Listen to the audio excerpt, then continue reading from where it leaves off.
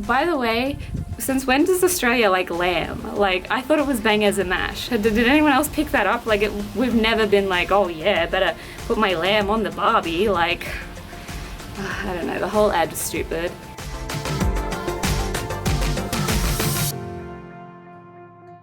Hey guys, Emily Jane here. I just want to do kind of like a vloggy type video today because I have lots of school stuff going on at the moment, lots of exams and assignments that I didn't really think were coming up, but they are. So it was kind of, I just wanted to do kind of like a little vloggy chat thing, and I'll probably do more of them as school and university gets a bit busier.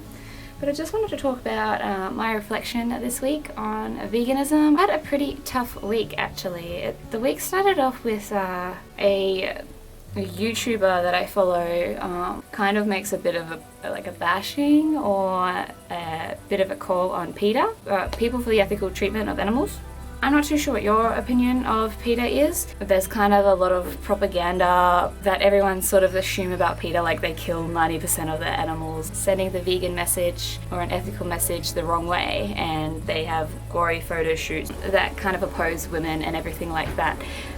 But for me personally, PeTA is a very special kind of influence over my life. When I was 13 and there was no vegan YouTubers, there was no vegan books or anything like that, there was no kind of vegan media. This is back, it would have been early 2000s easily. And I wanted to do something to help the animals, and PeTA too, and PeTA actually sent me out stickers and sent me recipes, and I went to their websites and it had lots of vegan recipes and vegetarian recipes. Not like today where you can just go on Instagram and look up recipes and that way. There was really no vegan talk or vegetarian movements. So PeTA actually helped me out a lot when I was little, kind of discovering this sort of community, and it was kind of the only community I had. So I have a special kind of spot in my heart for PeTA, and I don't like it when people kind of go out there and just make stereotypical kind of opinions about what it really is when, you know, yeah, I guess PeTA would kill animals and stuff like that, but if that animal's in pain or, you know, there's no real other choice but to put the animal down, of course you're gonna, it's like euthanasia. You know, it's available to animals unlike people. So I mean, I saw that, and then I just felt like this whole week there's been so much, I don't know, like discriminative attitudes towards vegans. At the moment I find it hard to tell my friends and family like, oh, I can't eat that anymore because I'm vegan. And there's this like whole stereotype around vegans being super aggressive and super, you know, narky and everything like that, when I find that a lot of meat eaters sort of attack you first. Like, especially on the internet, I find they're like, oh, it's just vegans doing vegan stuff, and it's like, really, I'm just telling you I can't eat at this restaurant because there's only one option there and it's a salad, and I don't really want a salad. And then it kind of continued throughout the rest of the week, and then that Australia Day Eat Lamb video uploaded 2 or 3 days ago, and that basically went viral in the vegan community because they're just like, oh, it's vegans again doing, you know, their stupid vegan shit. So I've kind of been reflecting. I feel like we vegans elect to be a minority in society. We elect to stand out of the crowd a little bit because we know and we've seen and we've educated ourselves on animal rights, and, you know, we know that it's wrong to eat those animals. And because we are outsiders, we get discriminated upon, just kind of like being an African American woman in America or something like that. And like, it's so hard to compare with other sort of minorities, but I mean, it's not like we're born like that.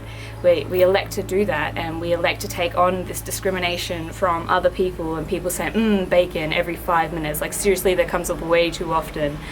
And we elect to kind of stand out of the crowd for the greater good, for the benefits of the animals. We have to take that on our backs and be like, yeah, okay, bacon, that's cool. Like, the whole world is like, oh, vegans, okay, yeah, whatever, you know, at least we can feel good about ourselves not eating the animals that we eat, and all we want to do is get everyone to learn about what we know. So it's just really hard this week with ignorance. I think ignorance is the big thing. But I mean, on the positive side this week, I did watch, I think it's 40 Below Fruity. Yeah, she did a video about how much she loves Australian mangoes. She said she paid $100 for Australian mangoes to be sent over up to Canada, because that's where she lives, like up really far north. And I had to tell her we actually have a giant mango tree in my backyard that we get mangoes for free. I'll see if I can show you just quickly. Don't mind my clothes. That big tree there, it's so sunny right now, but that big tree gives me free mangoes every single year. Also, recycling's good, guys, recycle. But yeah, so I mean, one positive thing to look at is I live in an awesome place of the world, and there's always fresh fruit and veggies, and they're not overly expensive. In fact, I can walk out to my backyard and get them for free. So that's one thing to keep in mind. It's just a little bit hard dealing with people who don't want to be bothered and just want to be ignorant towards the vegan community and to be nasty. And I know not every vegan's perfect, and some of them are really aggressive and we're notorious for being aggressive, but when people attack you about something you're really passionate about, it doesn't matter what it is. If you are super passionate about race cars and someone comes up to you and says, I hate race cars are the worst thing in the world, why would you even like that? Like, they're going to get a little bit offended and say, no, this is why I really like race cars, blah, blah, blah, blah, blah, blah, blah. Like, it's any sort of situation, but yeah, so I feel like there's kind of a lot of talk in the vegan community at the moment about this sort of two-way discrimination sort of thing, especially on that Australia Day ad. And by the way, since when does Australia like lamb? Like, I thought it was bangers and mash. Did anyone else pick that up? Like, we've never been like, oh yeah, better put my lamb on the barbie. Like, I don't know, the whole ad was stupid. And on a personal note, I love Australia Day. Get to hang out with my friends, a couple of beers, I don't know. But yeah, I really like Australia Day, and it's not going to stop me from enjoying my Australia Day. It's just really silly how people can just assume that it's okay to poke fun at vegans because we're passionate about something that really, really matters and should matter to them as well. But that was just my reflection on this week. Nothing overly exciting. I'm really just focusing on schoolwork. Haven't even cooked anything awesome. I've just cooked curry.